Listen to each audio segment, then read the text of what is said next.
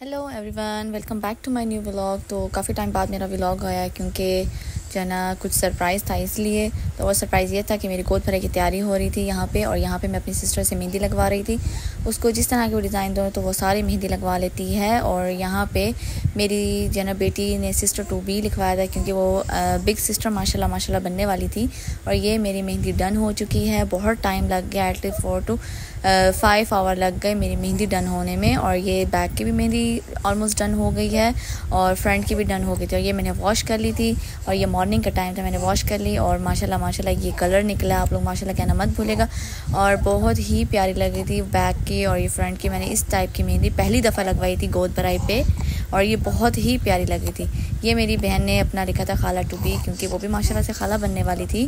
First baby की बन चुकी थी और सेकंड की। और यहाँ पे ये डेकोरेशन कर रही थी और सारी डेकोरेशन मेरी सिस्टर ने खुद की थी। सारी चीज़ें उसने खुद शीन से मंगाई थी और सब कुछ उसने डेकोरेट किया और बहुत ही अच्छी रही। अपने नाना के साथ मिन्हा अपनी चीज़ें लेके आई थी, काफ़ी सारे टॉयज़ लेके आई थी और काफ़ी हैप्पी थी मिन्हा।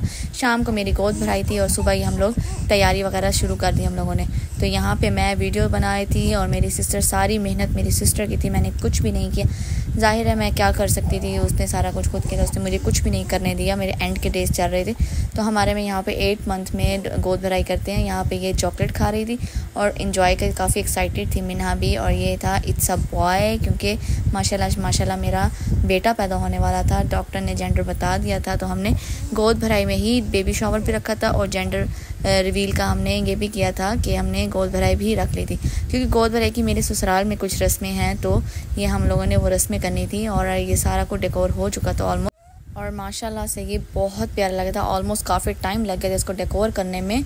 और ये था फ्रूट्स और जितनी भी ग्रीन चीज़ें होती जो गोद में रखते हैं, क्योंकि मुझे सेकंड टाइम ज़ायरा मेरे से माशाल्लाह से है तो मुझे एक्सपीरियंस था इन सब चीज़ों का। तो मामा हर चीज़ पहले से ही ऑलरेडी लेके आई हुई थी। और ये सब बॉय का बहुत प्यारा था। ये सारी लाइट सब कुछ मेरी सिस्टर ने खुद अकेले ही किया था, मैंने कुछ भी नहीं किया। मैं सिर्फ बैठ के देख रही थी और जस्ट वीडियोस बना रही थी। कुछ वीडियोस मैंने नहीं बनाई तो मेरी सिस्टर ने बनाई थी।